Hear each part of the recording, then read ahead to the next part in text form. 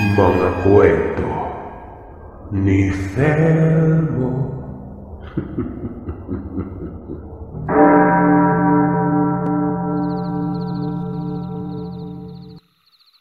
Tawagin niyo na lamang po ako sa pangalang Emilio. Nakatira dito sa Xavier, sa Leyte.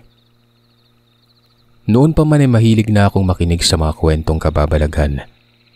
Lalong-lalo na pagdating sa kulam, barang, manlalason at iba pa.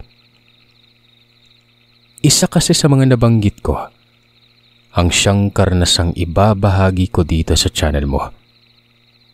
Hindi ko ito karanasan. Karanasan ito ng matalik kong kaibigan. Nasaksihan ko ang mga pangyayari dahil sa kasama niya ako ng mga panahong naranasan niya ang kahindik-hindik na kababalaghang ito. Taong 2011. Nagtatrabaho ako noon bilang tendrero sa isang grocery sa bayan ng Tacloban. Hindi gaanong kalakihan ang tindahang pinapasukan ko. Pero marami-rami ang mga namimili, lalo na kapag araw ng palengke. Kasama ko dito ang matalik kong kaibigan na tawagin na lamang natin sa pangalang Miguel. Ipapaliwanag ko lang kung anong klaseng pag-ugali meron ng kaibigan ko na ito. Dahil ito rin ang dahilan kung bakit niya naranasan ng isang bagay na kailanman ay hinding-hindi ko lubusang maisip na mangyayari.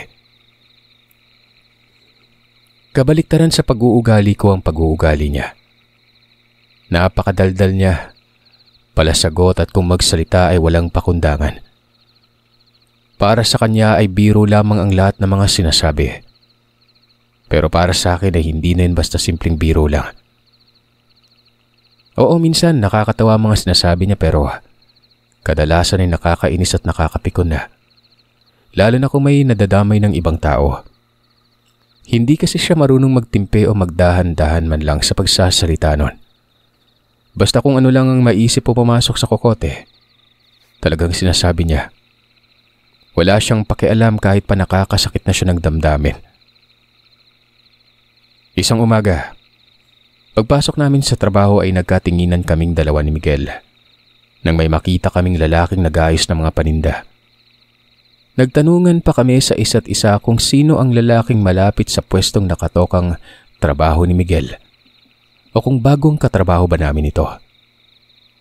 Sakto naman ang pagdaan ng katrabaho naming si Joanna. Kaya't hinarangan ko siya at tinanong kung kilala niya ba ang lalaking nag-aayos ng mga paninda. Kako, bagong katrabaho ba namin ng taong yon? Bakit parang wala naman kaming nabalitaan na may bagong pasok pala? Tumango si Joanna at sinabing bagong pasok daw ang binatang nakita namin. Estong ang pangalan nito. Sa mga sandaling yon ay umandar na naman ang pagiging mataray ng katrabaho kong dalaga at tinarayan niya si Miguel. Sinabihan niyang itong ayus-ayusin daw ni Miguel ang pag-uugali niya. Dahil oras na malaman lamang niyang gagawin ng kalokohan ni Miguel ang bago naming katrabaho. Hindi siya magdadalawang isip pang isumbong si Miguel sa mga amo namin para masisante ito. Baka daw nakalimutan ni Miguel na ginawa nito doon sa huling umalis na katrabaho namin. Ito naman parang ano? Wala naman akong ginawang masama doon sa katrabaho natin ah. Kasalanan ko ba kung umalis siya sa trabaho? Labas na ako doon. Binabalaan kita Miguel ha. Biruin mo na ang lahat. Pagsalitaan mo na sila ng hindi maganda. Wag na wag lang yung bago. Hindi mo kilala ang pamilya niyan. Baka mamaya magulat ka na lang bigla. Bakit? Ano bang meron sila? Hindi na sinagot ni Joanna ang tanong nito ni Miguel. Bagkos ay muli niya itong pinandilatan ng mga mata bago ito pumunta sa pwesto. Nung tingnan kong mabuti ang bagong katrabahong si Istong, napansin kong medyo kuba ito at payat ang pangangatawan. May makapal na pilat din ito sa kaliwang pisngi niya. Sa kinatanghalian ng araw na yun ay lumapit sa amin si Istong at nakipag-usap ng mahinahon. Mabait, maayos naman ito kung makipag-usap. Hindi siya mukhang arugante o kung anuman gaya ng ibang mga bagong katrabaho. Pero itong kaibigan kong si Miguel, Sir Seth, ayaw talagang paawat. Nung magsasalita na sana ako ay agarang sumigit si Miguel at gaya nga ng nakagawian niya palagi. Nakatanggap ng matinding panlalait mula sa kanya. Itong si Estong. Nakita kong sumeryoso ang mukha at agad na yumuko si Estong nang marinig ang panlalait ni Miguel. Sinaway ko si Miguel at pinagsabihang tumigil na siya na hindi na nakakatuwa mga sinasabi niya kay Estong. Ipinaalala ko pa sa kanya ang sinabi ni Joanna pero parang naging walang hiya na yata yung kaibigan kong yun. Hindi man lamang ito nagpatinag. Sa halip ay tawa lamang siya ng tawa at mas nilait pa si Estong tungkol sa kakaibang itsura niya at sinabihang kampanerang kubang napadpad sa pinagtatrabahuan namin. Hiyang-hiya ako sa pinagsasasabi ni Miguel. Hindi ko alam kung saan siya sumugot ng kakapalan ng mukha para masabi niya mga bagay na yun eh. Hindi ko na tuloy alam kung ano ang sasabihin ko sa bagong katrabaho namin. Estong, pasensya ka na dito sa kaibigan ko. Ganito lang talaga, mahilig magbiro. Huwag mo sanang seryosohin at personalin yung mga sinasabi niya. Sabi ko kay Estong at tinapik siya sa balikat. Isang matipid na ngiti lamang ang naging tugon ni Estong. Miguel, tumigil ka na. Hindi na nakakatuwa yung mga sinasabi mo. Saway ko kay Miguel nang makaalis na itong si Estong. Nginisihan lamang ako ni Miguel bago nagwikang hayaan ko na lamang daw siya. Walang hiya ka talaga, tol. Kung gusto mong hayaan kita, pwedeng magdaan-daan ka na lang sa pananalita mo. Hindi mo pa nga kilalang lubusan yung bago nating kasamaan dito tapos gaganyanin mo na kaagad. Ani ko pa. At saglit na sinipat ang mga katrabaho namin. Nagkibit balikat lamang si Miguel at nagwikang anong magagawa niya sa talagang ganun siya. May masama ba mo na sa pagiging prangka niya? Inis na inis akong tiningnan siya. Sa totoo lang gustong-gusto ko nang sapakin kung di ko lang talaga siya matalik na kaibigan at hindi ko kilala ang ugali niya. Alam mo tol, sinasabi ko lang naman ng totoo kung ano yung nakita ko sa pagmumukha ni Estong Tsaka alam mo, unang tingin ko pa lang sa kanya parang hindi tao. Di mo nakikita yung pagmumukha nun. Sagwa pre, pangit. Tiimbagang na sinabihan ko siya sa mahinang boses na itigil niya na ang panlalait. Sa nakikita ko mukhang mabait naman si Estong par. Kaya kung pwede lang tigilan mo na yung panlalait mo sa kanya. Ba't ko titigilan? Tikba lang yun Di ba nakitang inagawan niya ako ng trabaho kanina? Kaya kamuntikan na ako mayari kay boss. Kaya bago-bago pa nga lang nagpakitang gilas na. Masyadong sip-sip. Kaya asar talo talaga sa akin yun. Doon ay nalaman ko mula sa bibig niyang naiinis siya dito kay Estong dahil nga siguro sa tingin niya naging pabida ito. Napabuntong hininga na lamang ako at hindi na nagsalita pa. Halos araw-araw nga Sir Seth ay nakakatanggap ng pangungutya si Estong mula sa kaibigan ko. Kinakampihan naman ni Joanna si Estong at pinapagalitan itong si Miguel. Isang beses ay narinig kong sinabihan ni Joanna ang kaibigan kong tumigil na ito sa kakalait. Kung ayaw umano ni Miguel na may mangyaring hindi maganda. Halakak lamang ang naging sagot nito. At muli ay nilait-lait na naman niya si Estong. Pati nga si Joanna, nadamay. Nilait niya rin ito at sinabihang bakulaw. Maliban kasi sa may katabaan ng pangangatawan ni Joanna, malaki din ang mga mata niya. Kaya't isang bakulaw umano ang katrabaho naming si Joanna. Napansin kong saglit na tinitigan ng masama ni Estong itong si Miguel. Matapos nitong laitin si Joanna. Ang buong akala ko ay magkakagulo na dahil sa ginawang panlalait ng kaibigan ko. Paano ba naman kasi? Kahit na galit na itong si Estong, sige pa rin ang panlalait nito ng hindi maganda tungkol sa itsura ni Joanna. Ang ginawa ko, nagmadali na akong lumapit sa kanila at tinatak na si Miguel palayo. Naiinis na napapailing na lamang ako noon. Hindi ko na talaga alam kung anong gagawin ko sa kanya. Tinawanan lang ako ng mokong at para bang baliwala lamang sa kanyang nangyari. Isang hapon, matapos naming magsara ng tindahan, ay napansin ko ang pananamlay ni Miguel. Namumutla ito at ilang beses ko siyang nakitang panay ang paghawak sa tiyan na para bang Sumasakit yon. Tinanong ko siya kung ano ang problema niya. Kako masama bang pakiramdam niya? Kanina ko pa kasi siya napapansing parang wala sa sarili. Tumingin sa akin ng direkta si Miguel. Bago sinabing kaninang tanghali pa daw masama ang pakiramdam niya. Mayat mayang sumasakit din ang tiyan niya. Ewan niya nga raw kung bakit bigla na lamang sumama ang pakiramdam niya samantalang ayos-ayos pa naman umano nung kinaumagahan. Sinabi ko sa kanyang baka may nakain lamang siyang panis na pagkain kaya ganon. Umiling ito at sinabing wala naman daw siya nakaing hindi maganda. Tsaka kakaiba umano ang panlakit ng tiyan niya. Hindi gaya sa mga empacho o yung may nakaing hindi maganda nun. Kumunot ang noo ko at tinanong si Miguel kung ano ang ibig niyang sabihin.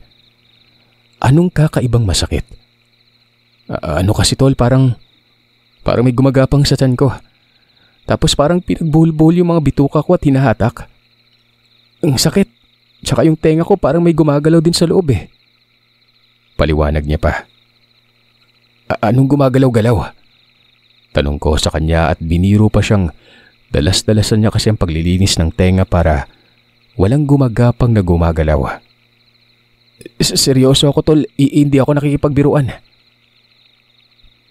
Saglit na humugot ako ng malalim na hiningat na isip kong baka may lagnat lamang ang kaibigan ko kaya kung ano-anong sinasabi niya. Idinantay ko sa noo niya ang kaliwang palad ko. Wala pa mang ilang segundo na nailapat ko ang kamay ay agad ko siyang inalis. Sobrang init niya.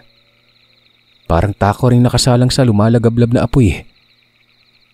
Init mo tula, taas ng lagnat mo. Inaya ko siyang umuwi sa kwartong narerentahan namin malapit sa pinagtatrabahuan. Pag-uwi ay agad na ibinagsak niya ang katawan sa may higaan. Ako naman ay naghanda na ng makakain. Nang sa ganoon ay makakain na muna siya bago matulog. Nung dumating ang isa pa naming kasama sa narerentang silid na si Nardo, napatanong ito kung anong nangyari kay Miguel. Bakit mukhang sinamian yata? Sinabi ko sa kanyang nilalagnat ito at sumasakit ang tiyan niya. Kaya tahimik ito. Himala, tinatablan pala ng sakit yung taong yan. Sira, may sakit na nga yung tao, binibiro mo pa ng ganyan. Sabi ko kay Nardo. Pabiro namang minura ni Miguel si Nardo sa nangihinang boses at nagwika itong pasalamat umano si Nardo dahil wala siya sa mood para mang-asar. Nang gabing yun ay hindi kami gaanong nakatulog. Mayat maya kasing nag-iingay si Miguel. Tapos ay babangon ito at muli na namang dadapa sa higaan habang iniipit ang tiyan niya. Tuloy maging si Nardo ay napuyat din. Kinabukasan ay sinabihan ko si Miguel na wag na muna siyang pumasok. Magpahinga muna ito at ako na ang bahalang magpaliwanag sa mga amo namin kung bakit lumiban ito sa trabaho. Tumango siya at muling ipinikit ang mga mata para matulog ulit. Pasado 4:00 na kasi siya natulog dahil sa pananakit ng tiyan nun. Pagdating ko sa trabaho ay tinanong ako ni Joanna kung nasaan na raw ang asungot kong kaibigan. Sinabi ko naman sa kanyang hindi nakapasok si Miguel dahil mataas ang lagnat at walang gaanong tulog nun. Umismid lang si Joanna at bumalik sa pwesto nito. Sandali, si Estong ba? Pumasok? Malakas ang boses na tanong ko kay Joanna para marinig niya. Umiling si Joanna at sinabing hindi pa umano. May emergency daw si Estong kaya biglaan ang pagliban nito sa trabaho ng ilang araw. Ganun ba? Kabago-bago pa lang sa trabaho lumiliban na kaagad. Makalipas ang ilang araw ay napansin kong parang mas lalong tumamlay itong si Miguel pero kahit na ganun, patuloy niya pa rin inaasar at nilalait si Estong. Parang wala lang rin naman kay Estong ang mga panlalait na ginawa ni Miguel noon. Pangiti-ngiti nga lang ito at hindi na pinapansin ang pang-iinsulto ng kaibigan ko. At yun ang isa sa mga ipinagpapasalamat ko noon. Dahil kung ibang tao pa yon tiyak, nasapak ng kaibigan ko kaya naman binasag na nito ang nguso ni Miguel dahil sa walang prenong bibig nito. Habang nasa kasagsagan kami ng pagtatrabaho ay agad na itinigil ni Miguel ang ginagawa niya at mabilis siyang tumakbo papunta sa banyo. Ilang minuto din siyang namalagi sa banyo at paglabas niya ay napansin kong parang may bahid na dugo ang panyong ipinamunas niya sa bibig nun. Hindi ko naman na itanong pa sa kanya kung ano ang nangyari. Napakaraming taong namimili ng araw na yon. Kaya nung nagsara ng tindahan ay saka ko pa lamang nakausap si Miguel. Para itong lasing kong maglalakad. Kaya tinanong ko siya kung ayos lamang ba siya. Ayos lang ako, tol. Sigurado ka? Parang iba na yan, tol. Mabuti pa magpatingin ka na kaya sa doktor para mabigyan ka ng gamot. Parang wala namang epekto yung mga gamot na iniinom mo eh. Parang mas lalo kang lumalala. Sunod-sunod na umiling si Miguel at sinabing huwag na. Sayang lamang umano ang pera. Isa pa ay kailangan niya umanong mag-abot ng pera sa nanay niya dahil may sakit din yon. Huwag ko na daw siyang alalahanin dahil gagaling din naman siya. Nagwika pa itong malayo raw sa bituka ang sakit niya kaya't kayang-kaya niya yon. Ilang beses ko siyang kinumbinsing magpatingin na sa doktor. Dahil unti-unti na siyang pumapayat at hindi na mawala-wala ang ubo niya at pananakit ng tiyan pero ayaw talaga. Sinabi ko na rin sa kanyang ako na muna ang sasagot sa pagpapagamot kung yun ang inaalala niya. Kahit papano ay may ipon naman ako. Pero wala talaga. Nagmatigas pa rin ang kaibigan ko at ayaw niya talagang pumunta sa paggamutan. Kinagabihan ay muli na namang tumaas ang lagnat ni Miguel. Walang tigil na naman ito sa kakaubo kong kaya't napuyat na naman kami ni Nardo sa pag-aalala at pag-aasikaso sa kanya. Mayat maya yung pagpunta nito sa banyo para magsukay. Kapag naman nakakatulog na siya ay nagigising din kaagad at sumisigaw nun, na para bang binabangungot.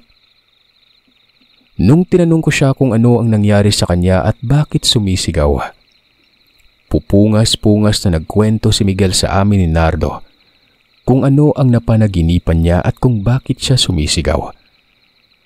Ay nga sa kanya, sa panaginip niya umano ay may lalaking nakasuot ng itim ang humahabol sa kanya at may hawak-hawak itong itak. Hindi siya tinatantanan ng lalaki hanggat hindi siya naabutan. At kapag naaabutan siya ay walang pakundangan siyang pinagtataga nito sa likuran. Doon nga ay napapasigaw na siya at napapabalikwas ng bangon. Pero kahit gising na siya ay ramdam na ramdam niya pa rin ang kirot at tapdi mula sa likuran niya. Tol, pwede bang tingnan mo yung likuran ko? Ang sakit kasi. Sabi niya. Tumango ako at sinunod ang utos ni Miguel. At noon ngang tiningnan ko ang likuran niya ay gayon na lamang ang panlalaki ng mga mata ko. Nagkatinginan kaming dalawa ni Nardo nang makita namin ang napakaraming latay sa likuran ni Miguel noon. Para yung mahabang kalmot ng matalas na kuko. Bulalas na itanong ni Nardo kay Miguel kung saan niya nakuha ang sugat na nasa likuran niya. Bakit sobrang dami at para bang pinagtutulungan siyang kalmutin ng mga pusa noon. Nagtatakang umiling si Miguel at sinabing hindi niya alam. Ni hindi niya nga raw alam na may sugat pala siya sa may likod. Basta, bigla na lang humapde ang likuran niya noong magising na siya. Muli ay nagkatinginan kami ni Nardo ng may pagtataka noon. Sigurado ka ba, pre? Imposibleng hindi mo alam yung nangyari sa'yo. Sabi ko pa. Halata sa mukha ni Miguel na wala talaga siyang alam kung bakit nagkaroon siya ng maraming sugat sa likuran. Tola, mabuti pa siguro umuwi ka na muna sa baryo natin at magpatingin ka kay Kanistor. Parang iba na yan eh. Sabi ko. Pero ayaw niya pa rin akong pakinggan. Bahala ka nga kung ayaw mo makinig sa sinasabi ni Emil. Nag-aalala lang naman kami sa'yo kaya sinabi ni Emil na magpatingin ka sa manggagamot kung talagang nangihinayang kang gumastos sa ospital.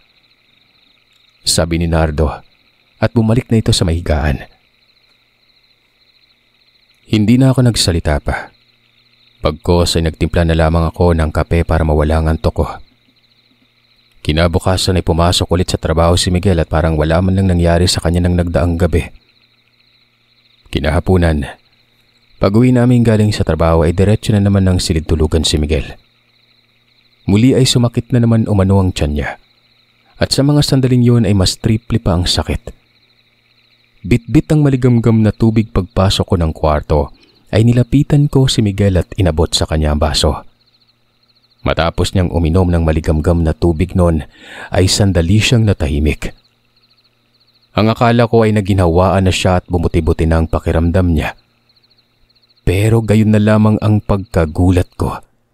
At napaatras ako nang bigla siyang napaungol sa sakit at agad na ibinalik sa akin ang baso. Pagkakuha ko sa baso ay muli na naman siyang dumapa habang namimilipit sa tiyan. Sabi ko naman kasi sa'yo huwag ka na munang pumasok eh. Tigas kasi ng ulo mo tuloy. Tingnan mo kung anong nangyari sa'yo. Mas lalong lumalala yan. Hindi ito sumagot pero wala pang ilang minuto matapos mamilipit sa sakit ng tiyan ay bigla itong bumangon at mabilis na tumakbo papuntang banyo. Mula sa labas ng pinto ay narinig ko ang pagsusuka niya.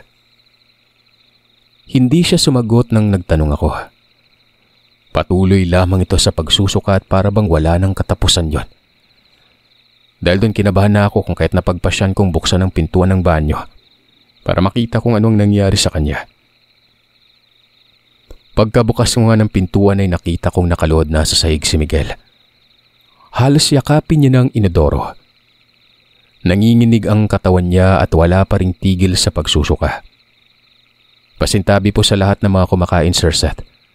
Dahil sa noong titigan kong maigi ang loob ng inodoro, nakita kong may kulay itim at madulas na likido na hindi ko maipaliwanag ang naroroon. May mga maliliit ding gumagalaw-galaw at para bang mga uod yung nagkukumpulan. Halos masuka ako sa mga nakita ko.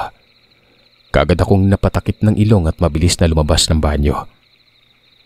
Nagmadali na akong lumabas ng bahay para makalanghap ng sariwang hangin at maalis ang nararamdamang pagsusuka ko noon.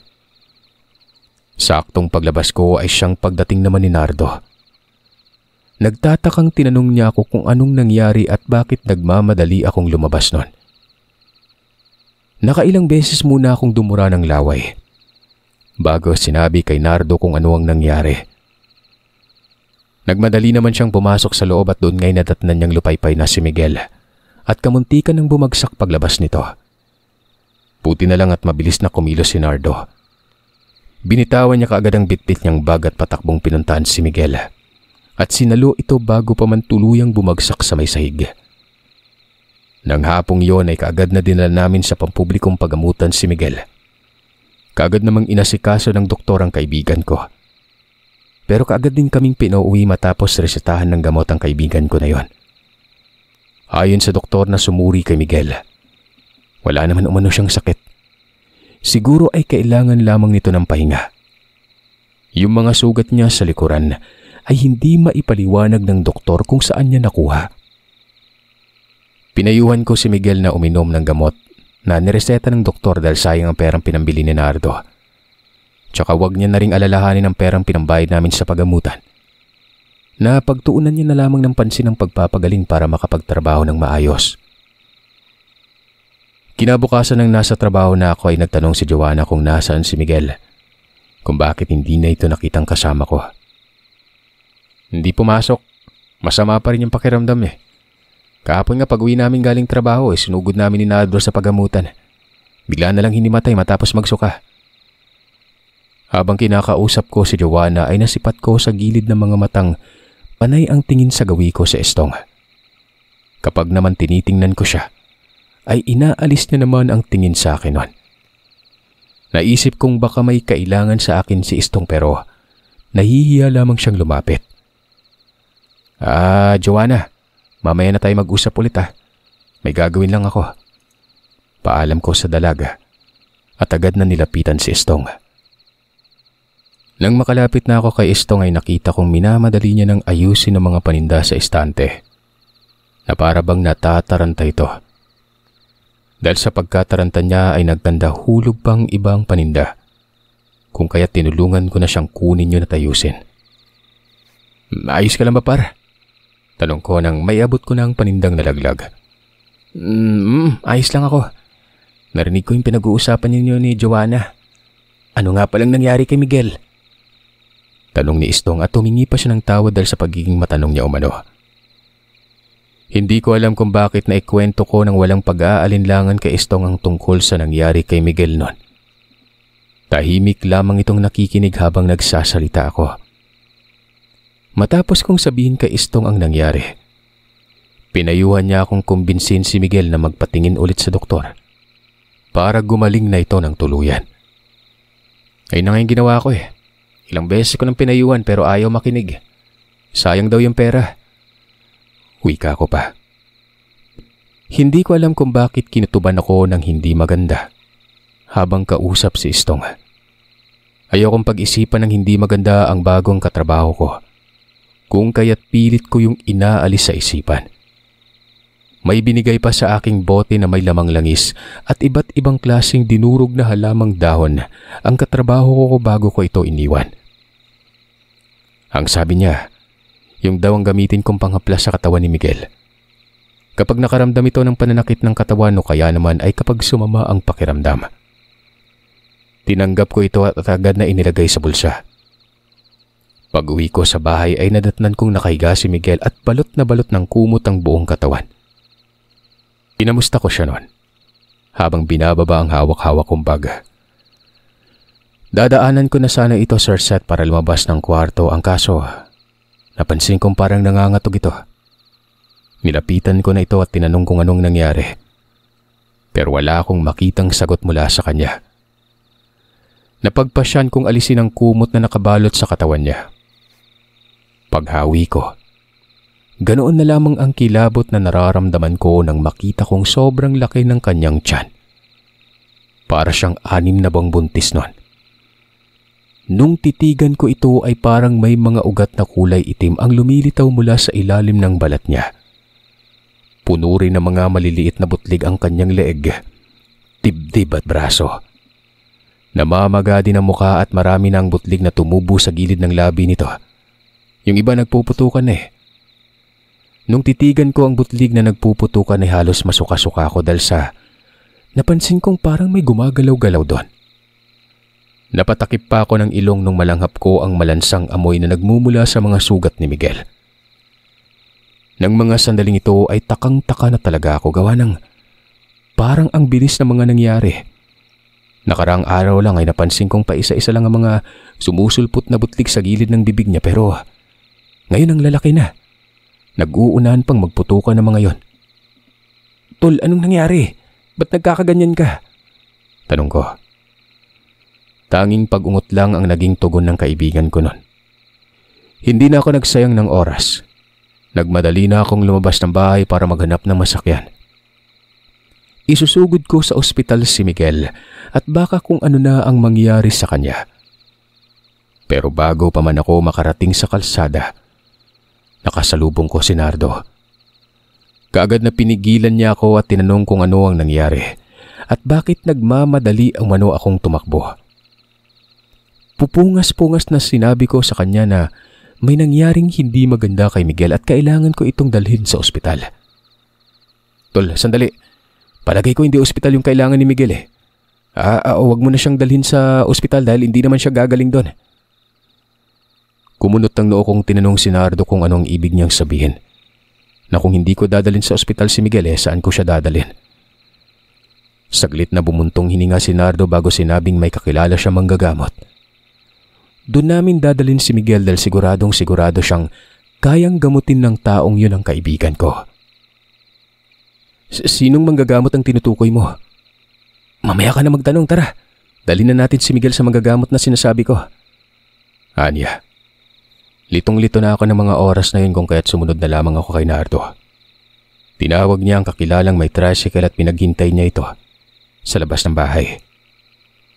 Pagpasok ko ay kinuha ko lang ang bag ko na palaging dala sa trabaho at agad nang pinagtulungan naming buhatin si Miguel at isinakay sa may tricycle. Mahigit 2 oras ang biniyahe namin, Sir Seth, bago narating ang bahay ng manggagamot. Liblib ito at halos wala ng kabahayan. Pagpasok pa lamang namin sa bahay nito ay nag-alburuto na ang kaibigan ko't naghuhumiyaw. Sa umiiyak na boses ay nakiusap si Miguel na ilabas daw siya dahil nasasaktan siya. Para umano siyang binuhusan ng napakaraming alkohol. Hayaan niyo ang kaibigan ninyo sa ganyang sitwasyon. Epekto lamang yan ang barang na itinanim sa katawan niya. Wika sa amin na manggagamot. Tawagin na lamang natin siyang Goryo. Sinabihan pa kami itong kahit anong mangyari ay huwag kaming mangialam dahil mapuputol ang proseso ng pagriritual at panggagamot niya sa oras na mangialam kami nun. Kapag nagkataon ay hindi niya na maliligtas pa ang buhay ng kaibigan ko na ito. Kahit nagulong-gulo ako sa mga nangyari, tumangulang ako at hindi na nagtanong pa. Samantalang si Nardo naman ay tahimik lang itong sumunod sa lahat ng sinasabi ni Mang Goryo. Nakaupong pinagmasdan ko ang ginagawa ng manggagamot. Noong inumpisa na nitong gamutin si Miguel, ay napansin kong napapangiwi si Miguel habang pinupunasan ng dahong may langis sa mga sugat niya. Sinusundan yun ni Mang Goryo ng pag-uusal ng mga orasyong hindi ko maintindihan.